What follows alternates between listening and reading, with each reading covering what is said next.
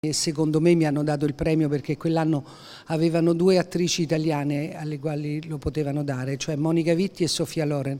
Secondo me, per non fare litigare Monica Vitti e Sofia Loren, l'hanno dato a me, perché davvero io ero molto giovane, molto carina, giusta nella parte, ma insomma niente d'eccezionale. Il film però era bello. Incontrare Ottavia Piccolo è sempre un dono prezioso.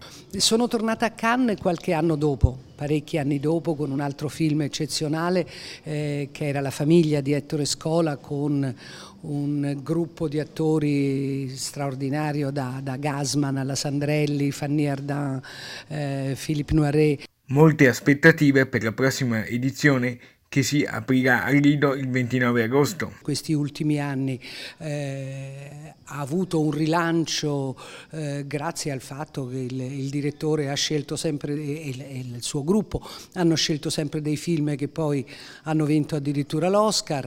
Poi l'attrice esalta il ruolo della Biennale. La Biennale in generale per Venezia e per il mondo della cultura è importante. Penso in questi giorni c'è anche la Biennale Teatro, che è piena di iniziative, piena di cose, cioè subito dopo ci sarà la Biennale Musica. Ma Ottavia, in fondo, un pensierino alla Mostra del Cinema di Venezia lo farebbe? È un po' che non faccio film, l'ultimo film che ho fatto, 7 minuti, con la regia di Michele Placido, non è stato invitato alla mostra e allora siamo andati da un'altra parte.